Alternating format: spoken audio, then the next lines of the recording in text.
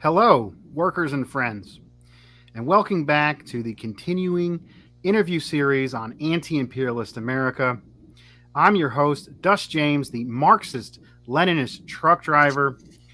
We strive to bring working class, revolutionary, anti imperialist analysis. Um, we're in for a very good treat tonight. I'm honored to have with us um, New York Times best-selling author, um, decades long anti-imperialist. The man is basically best friends with Daniel Ortega, brother Dan Kovalik. Thank you so much for Thank you. coming on. How you doing tonight, brother? I'm good and I'm glad to be on the show. Happy to be on the show. All right, so we'll get into it. So recently, you wrote a book called "The Plot to Scapegoat Russia." hmm Now, so that means you are a Trump supporter whose main mission is to attack AOC and Hillary from a sexist position. Yeah, not at all. Not at all. Of course, I actually like AOC. I'm all for AOC. Uh, With all her warts, she's a good people. Hillary Clinton, not so much. But the book is not about attacking uh, Democrats as much as it is, or supporting Trump, as it is saying that we should look beyond partisan politics to stop this really irrational hatred and aggression against Russia. I mean, that's the main point of the book, is that, for years, we have been programmed to hate Russia and the Soviet Union. Movies are still being made, right? Marvel movies are being made where the bad guys are from the Soviet Union. It's incredible. And my view is that Russia was never our enemy. Russia, of course, Russia and the Soviet Union defeated the Nazis. They lost 27 million people doing it. Something like 85% of the Germans killed were killed on the Eastern Front. You know, uh, Russia is not our enemy, it's our friend. And even after, 9/11, one of, the first head of state to call George W. Bush and offer condolences and offer to help fight the war on terror was Vladimir Putin of Russia. And Russia did help in the war on terror, particularly in Afghanistan, where Russia had assets.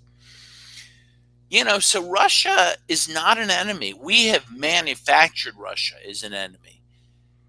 And we have done so for a number of reasons, but a big one is that we are now, look, we are not an economic juggernaut the way we used to be.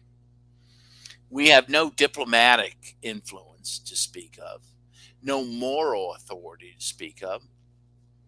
We are left being a military power solely, right? And when you're a hammer, every problem looks like a nail. And when you're a hammer, you're looking for nails. And when you have an economy so based on military spending, we all told spend about $1 trillion a year on the military. You need to find enemies, and Russia is a convenient enemy, and that's what this is all about. mm, very powerful. I mean, we've seen a lot of vile, xenophobic hate towards Russia and the Russian people. I recently watched a reboot of a cartoon I liked as a child, the Animaniacs. Okay. And I remember there was a scene in there. Well, the whole episode was depicting Russian people with exaggerated features, displaying their leaders as dumb. And this is a lot of the culture, and we've seen where if you don't agree with the State Department, you are a Russian sympathizer. I think it was just an interview today where someone from AP or recently somebody was questioning, a White House official about you don't about the recent so-called revelation that Russia was making a false flag event to Right. trigger an invasion. And the person with the Associated Press is like, "Where's your evidence?" And the representative of the White House was like, if you don't believe me, then you sympathize with the Russians and you might as well go for them. So, I mean, this is insane. Why is this happening? How did we get here? What is the motive behind it? Maybe you can give us a little further insight from your research you've done, as well as the content of your book. Well, again, after World War II, the U.S. was the preeminent power, right? After World War II, the U.S. was the only major power that had not been invaded or occupied during the war, right? We didn't have cities destroyed like most of Europe had cities destroyed, like Russia had major cities destroyed, like Russia had millions of people who died. The U.S. participated in World War II, but let's face it, near the end, the Battle of Normandy was 1944. The war ended in 1945. The Soviet Union had been fighting the Nazis since 1941. So when the war ends, the U.S. has this incredible position of controlling 50% of the world's resources. And it was very, open about the fact that it wanted to maintain that control. And it used the hatred of the Soviet Union as a means to do that, as a means to invade third world countries, overthrow progressive third world leaders, not because of communism, but so to control their resources. And the U.S. did this throughout the world.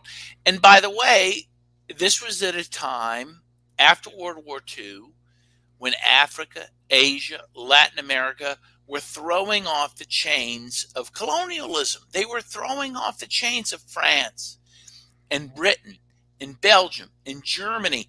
And the U.S. stepped in to defend those colonies against liberation. It was the Soviet Union that supported that anti-colonial struggle. And so the Soviet Union became this bugaboo that the U.S. used to maintain neocolonialism in the developing world. Of course, after 1991, when the Soviet Union collapsed, the U.S. for a time didn't need, it needed it, but didn't have the Russian threat to use. But it revived it with Vladimir Putin. It decided at some point that Russia, again, was a convenient scapegoat to justify war and intervention around the world. War that's being used not to fight communism, not to spread democracy, but to, one, sell weapons, right? The U.S. is the greatest exporter of weapons in the world. And so we need wars to justify all of these weapons manufacturers that we have and to give money to them. So Russia is a convenient enemy to do that. But again, after 1991, after the collapse of the Soviet Union, the U.S. was the only superpower again. And the U.S. wanted to maintain this position. But eventually, Russia got back on its feet. China became a superpower. And so the U.S. resented this. And so now they're doing anything they can to undermine Russia, to undermine China. And again, that's what this is about. Sadly, a lot of people are falling for it, though not most people. I mean, the polls show that most American voters don't want a war with Russia or China. Okay. But you wouldn't know that from listening to NPR or reading the New York Times. You would think we were loaded for bear, so to speak. And that's why I'm writing, to say this is nonsense. It was nonsense then, it's nonsense now. Mm. Very powerful, very powerful. For folks just checking in now, I know we started a little bit early. Please get in the comments, ask a direct question to myself or our amazing guest. Share this out on Twitter, share this out on Facebook, make it a bigger conversation. Thanks everyone for joining. Um, wow, that's powerful stuff. I mean, I've looked. You're in your book, No More War.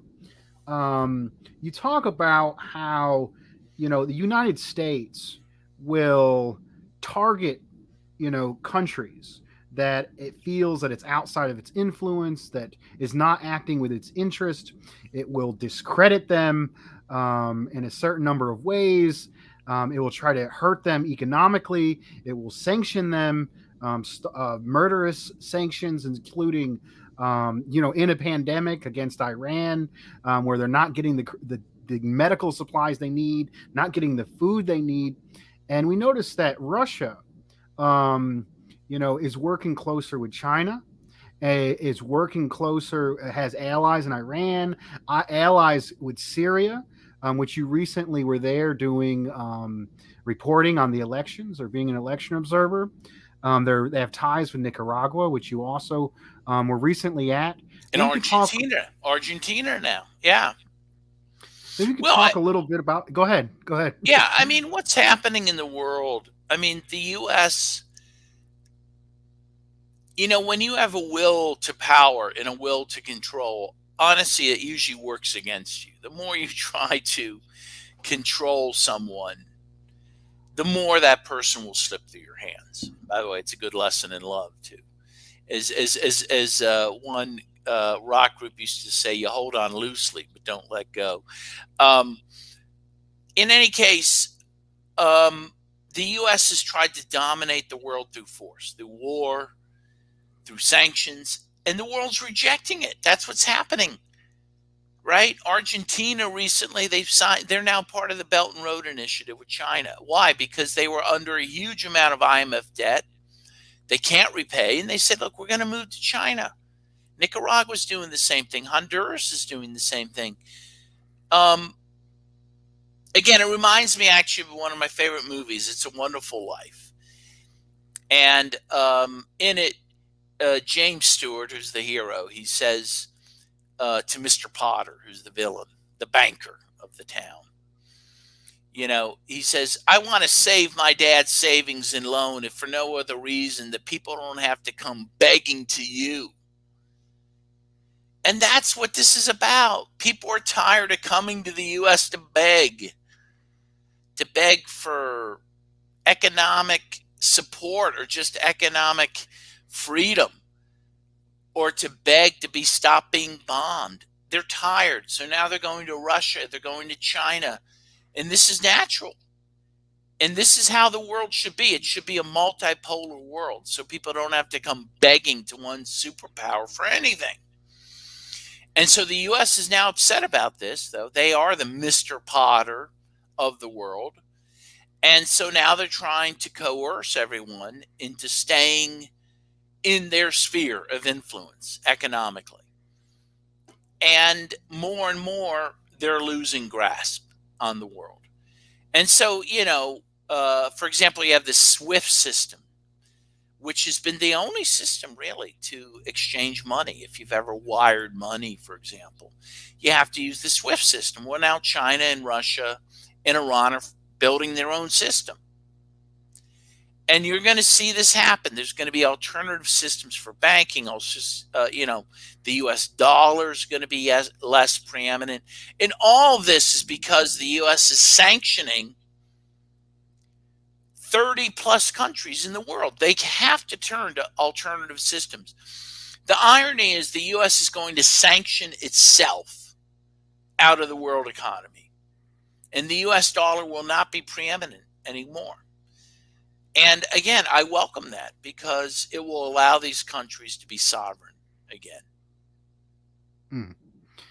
Very popular, very powerful. I also was a fan of your book, Cancel This Book. And we see how, the way, popular culture even progressive popular culture, is being manipulated to be associated, with U.S. dominance and with the U.S. empire. We invade countries to free them or to offer them freedoms and bring democracy. And we also have seen this. It's been pushed into the progressive movements like the LGBTQ movement, the trans movement, that if you don't go along with U.S. imperialism, you're transphobic or you're racist. We see this in the media, where if there's any Joe Biden, who has rape allegations against him, is never canceled. Me Too vanished the second he needed to get into power. Um, Maybe we can talk a little bit. How does this relate with the domestic sphere? The way they demonize Russia, the way they demonize Daniel Ortega, the way they demonize Maduro. Like, do you see a trend where they're demonizing, the opposition here? They're demonizing anti-imperialist and demonizing the working class in general. Yeah, well, of course. I mean, the biggest way you saw that, the demonization of the working class. And by the way, I was a labor lawyer for 26 years. I worked for the United Steelworkers Union as a lawyer. And my district was District 8, which was Appalachia, West Virginia, Maryland, Virginia, Kentucky. And by the way, I was born in Kentucky. It was those people who in 2016, Hillary Clinton vilified as the deplorables, right? And so the Democratic Party, which used to be the party of the working class to some extent, or certainly claimed to be, in 2016 made it clear we're not that anymore. We're not the party of the working class, particularly the working class that lives in the middle states, in states like West Virginia. We don't need you anymore. We don't want you anymore. We are now the woke party, right? Or so we claim to be.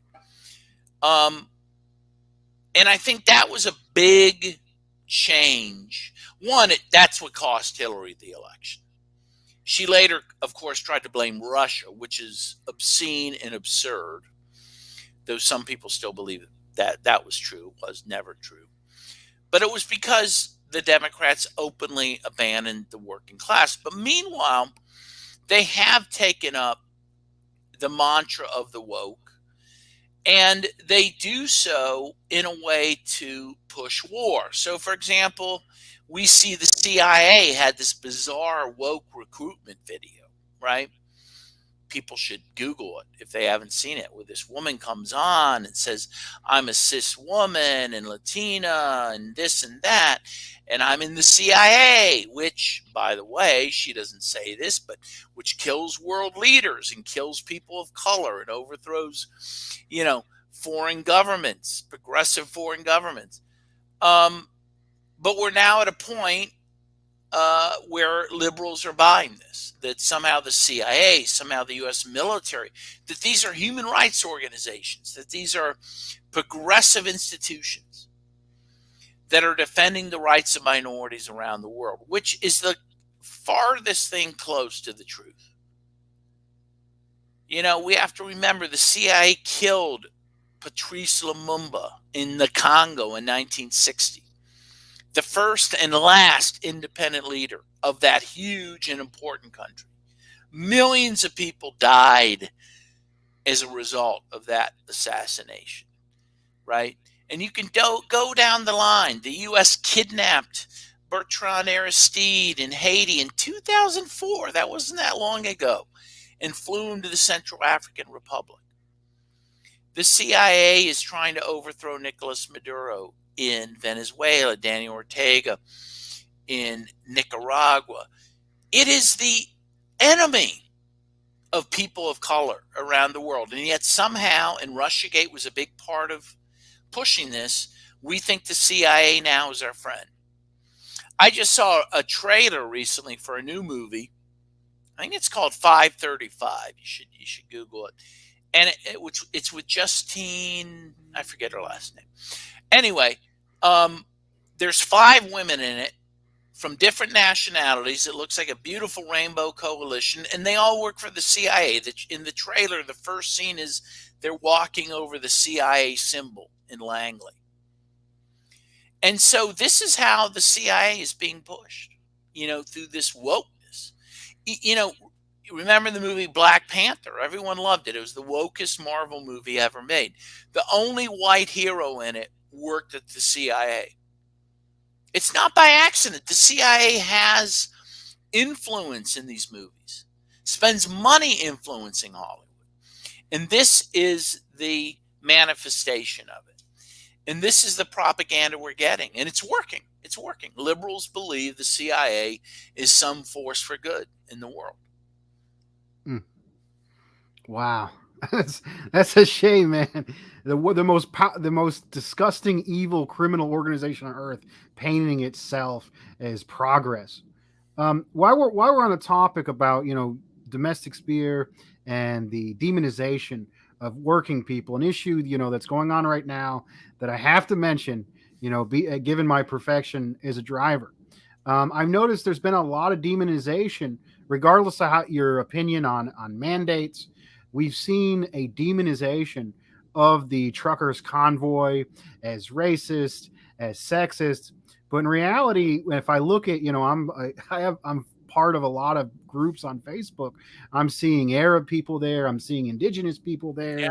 there. Maybe you can talk about how they paint working class movements like the Freedom Convoy.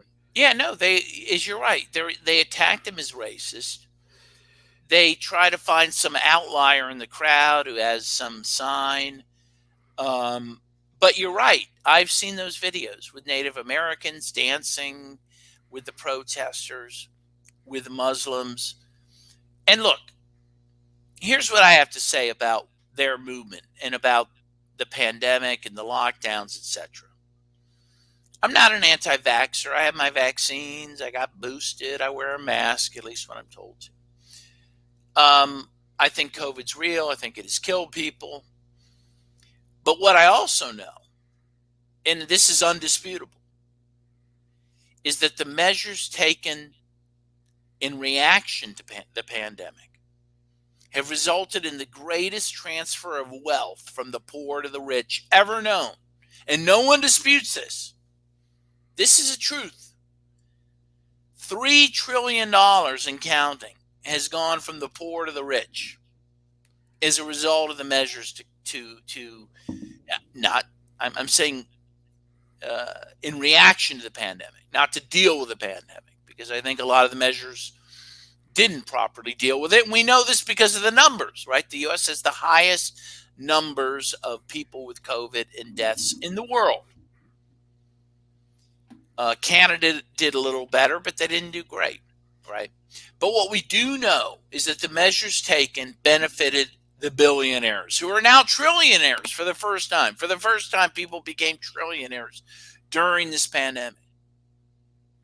And so what I think is happening in Canada is that working class people saw this happen, and they are pissed. They saw big companies like Walmart and Target stay in business while mom and pop stores were told to close. And they think, quite rightly, that this was incredibly unfair and that this was done to benefit the rich at the expense of the working class. There's no question that that was true. And again, what irks me is so many liberals with their privileges who could work at home sat around in their fuzzy slippers and said, oh, we should all stay at home. And if you don't stay at home, you're bad. But meanwhile, they were happy to get their working class brother to bring them stuff, to bring them food, and bring them packages from Amazon. Meanwhile, they were telling everyone to stay home, except those people, those poor people who were bringing you stuff. And those truckers in Canada saw that, and they're pissed. And again, I'm not an anti-vaxxer. I don't think COVID's a hoax. But I know that the working class was screwed during this period. And people are pissed. And if they want to express that, go for it. Hey, I think I believe you now when you say you've been watching watching my shows now. We're in a lot of agreement on that issue.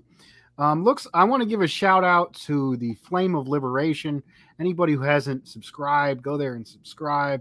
A lot of great information. Here's a direct question for our guest, which someone else looks like the answer says, "Great guest. Where can we find the full discussion with Tucker Carlson? Is it on YouTube?"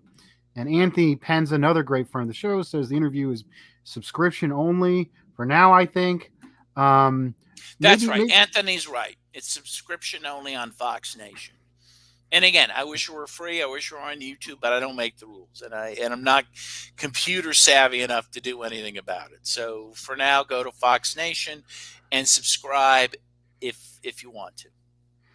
I got you. Maybe we could talk a little bit about you doing that interview. So a lot of people on the left are saying, "Oh, we shouldn't go on Tucker Carlson. Tucker Carlson is the most dangerous fascist in the country who's riling up the right wing and trying to put Trump back into power. He's associating anti-war with racism, and he needs to be stopped by any means necessary." Maybe you could talk about your decision to go on there. And some of the strategy behind it, and what you're trying Yeah. to do. Well, I had, when I was looking at my options, hosting Saturday Night Live or doing Good Morning America or Rachel Maddow or NPR, I said, hey, I got to go on Tucker Carlson, right? I just told you why. No one else is having me on. He's the only person that will have an anti-war voice on his show in the mainstream. And you can say anything about Tucker Carlson. I don't agree with him on many things he says, but he's basically anti-war, which is better than NPR is, better than Rachel Maddow is.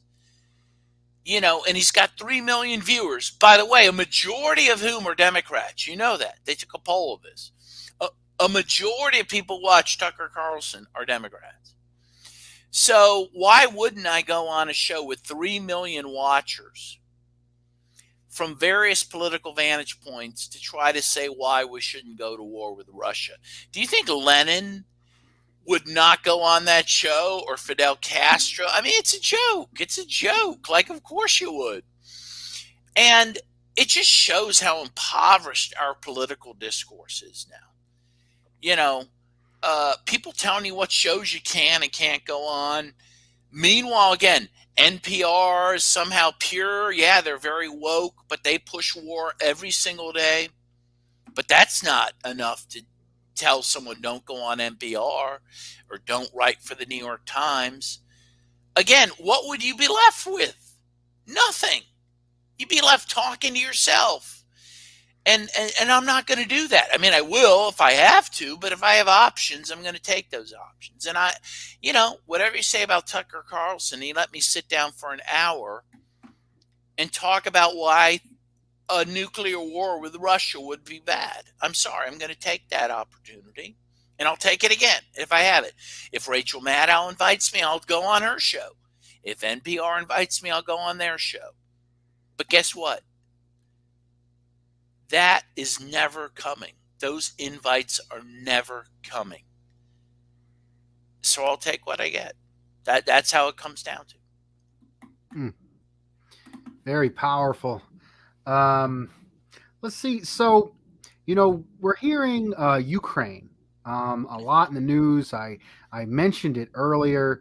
A lot of people in my circle, Caleb Maupin and others, are a little on the edge of their seat.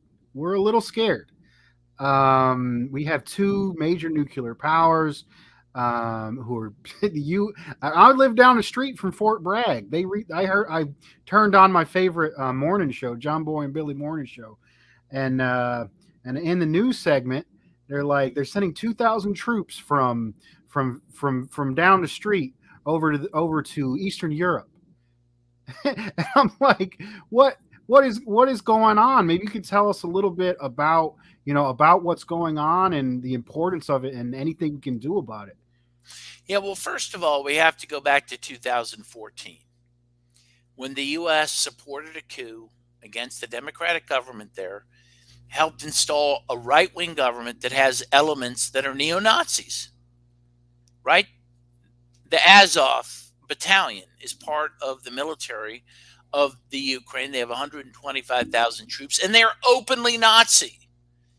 In fact, the great former president of Uruguay, Pepe Mujica, said you can't even call them neo-Nazis. They're just straight up Nazis because they trace the roots back to the 1920s. And they have gone after Jews, gone after gays, gone after ethnic Russians. And this is who the U.S. is supporting in Ukraine. So we have to start there, right? People talk, oh, you're a fascist, you're a fascist. This is fascism, my friends. And this is who Biden is supporting.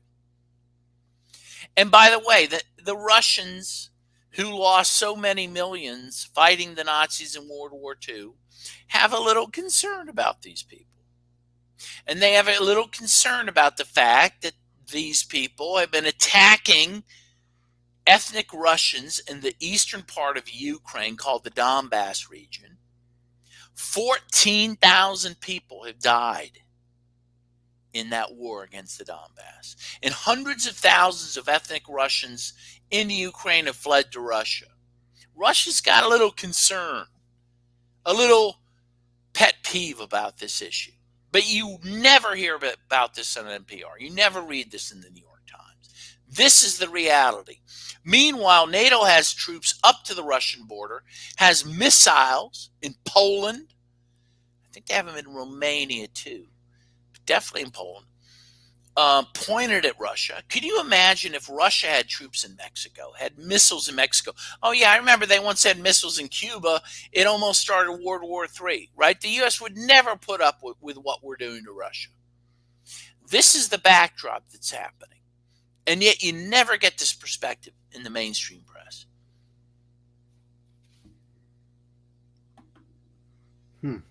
Shout out to Ewoks Unhinged, fellow YouTuber in Canada right now, says, yeah, I brought up the Azov with my local progressive liberal MP, and they did not care. No, they didn't. But I'll tell you something. There was a guy who cared at one time. Congressman Conyer, John Conyer from Detroit, I think. He was a Democrat. And several years ago, he sponsored a resolution. It was passed because he was worried about the Azov battalion. He passed a resolution, you could look this up, in Congress that forbid the U.S. from funding neo-Nazis in the Ukraine, okay? And that resolution, which did get passed, did become law, ended up being repealed later. So Congress did pass a law saying we shouldn't be supporting Nazis in Ukraine, but it was later repealed, and I believe it was Obama's signature that repealed it, because in fact we do want to support Nazis in the Ukraine. Meanwhile, you can look at this. The UN has had resolutions denouncing Nazism in the world, and you will see on at least several occasions, it was the U.S. and Ukraine and Israel that opposed those resolutions. The rest of the world supported them. So this is a serious issue. Like, we're not making this up. And yet, again, these issues, if they're even brought up at all, are just laughed at and dismissed. But it's real. It's real. Yeah, I mean, it's starting to look like a trend. The United States, both Republican and Democrats alike, have been are allied with countries like Saudi Arabia, which is a despotic monarchy that treats immigrant laborers inhumanely and funds terrorists all over the world.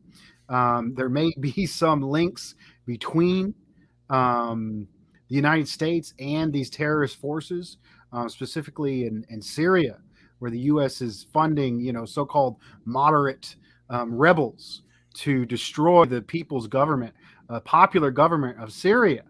And we're seeing this all over the place, the Contras in Nicaragua. And then they want to come off and act like they're the beacons of freedom, democracy, the respecters of women's rights. And it's crazy. And I know this, and you know this, But if you go to even, progressive spaces that, were happy to, call out Trump when he murdered, the great General Soleimani, who was one of the lead fighters against terrorism. But they didn't, in the liberal, protest kind of cage, as we say, it's a Center for Political Innovation. I noticed like they weren't mad that they killed the dude. They were mad because Congress did not approve the murdering of Soleimani. And I noticed a trend when I go into liberal spaces. They seem to be more controlled. And the people in those spaces that are supposedly progressive seem to be more pro-war than if I talk with, my average driver or the guy out in the street. It seems like the masses of working people are more likely to hear anti-war ideas than a lot of these liberal circles. I Well, mean, go ahead. yeah, the polls show that. The polls show the majority of the American people oppose war, and that's always been true. But yes, it is the liberal elite right now that's pushing war. I mean, that's just a fact.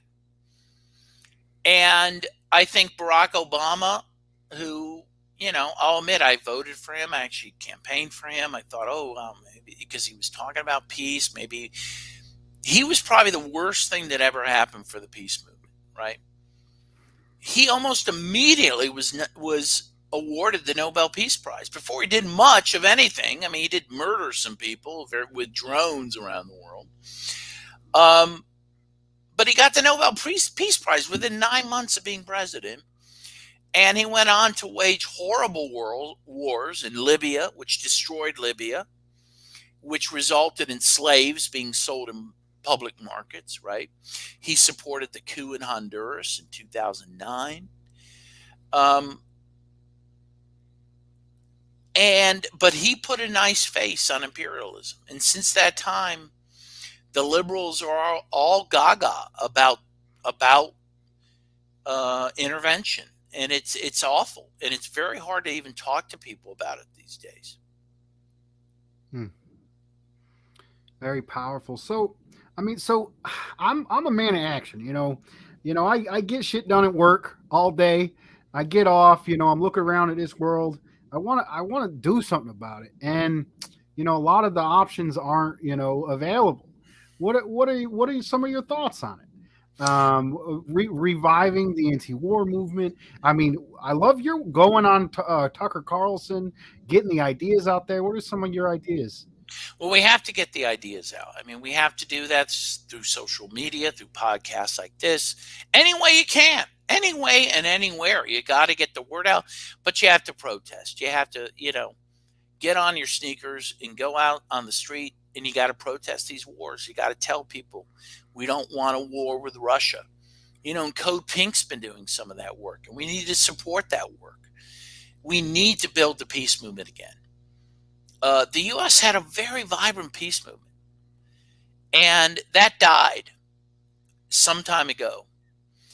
And it really is incumbent on us to build that. Again, I think it's possible. I think the American people are with us. I think there are American people who you don't think would be with you who are. And we need to reach across the aisle to conservatives and others. Anyone who will oppose war, we need to work with. I want to thank you for coming on. Is there anything else you'd like to tell the viewers before you go? No, just that, look, war is the greatest scourge on humanity. The justices at Nuremberg realize this. The drafters of the UN Charter, including the U.S. officials at the time, realized that.